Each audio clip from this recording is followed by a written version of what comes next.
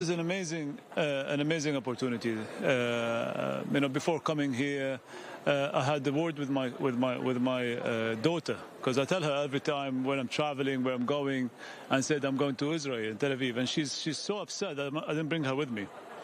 So the impression is we're so happy about this treaty and this Abrahamic Accord, not just for the UAE, for the youth of the nation, the youth of both countries, and the youth of the region. I think it opens up a lot of opportunities from different aspects, and this is something that we're really proud of, that we're creating for the youth and the generation to come many opportunities in many sectors.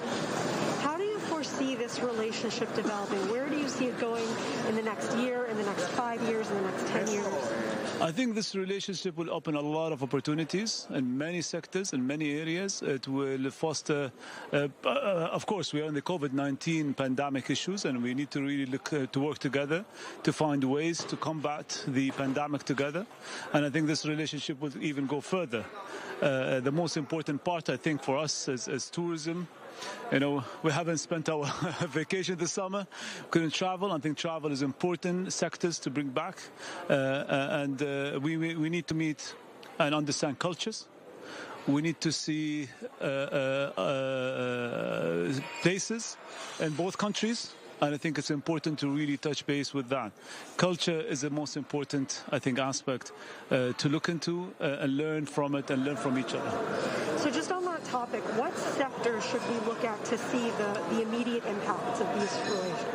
Many sectors. No, the playing field is balanced, is neutral at the moment, and we can go on from there with a playbook in many ways. I think now it's an opportunity for the business-to-business councils, the business-to-business entrepreneurs to really work together to open sectors up. And the playing field now is neutral, and I think that's the most important part for it.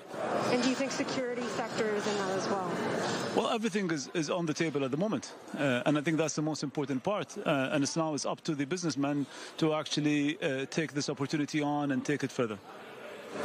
How do you see these partnerships impacting? Because I know you mentioned culture.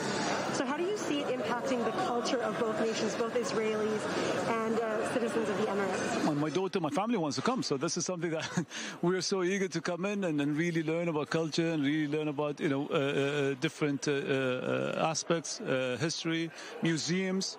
I know in Israel there's the Bauhaus Museum that I'm so interested to attend. The architect of the Bauhaus Museum did the Abu Dhabi Foundation, the same architect. So we really have a lot of culture, especially in the architect domain, and we're really looking into that. So that's something that are on my list to visit and to see.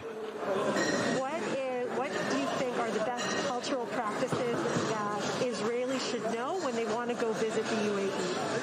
Well, there is a lot to coffee, and I think there's a lot to understand the traditional Arabic coffee in the UAE. It's a decision-making aspect. Coffee is something that we really take it tribal and really go down to the deep roots of our roots. And I think that's something that I invite to understand and to really know how the Arabic coffee is made in the UAE.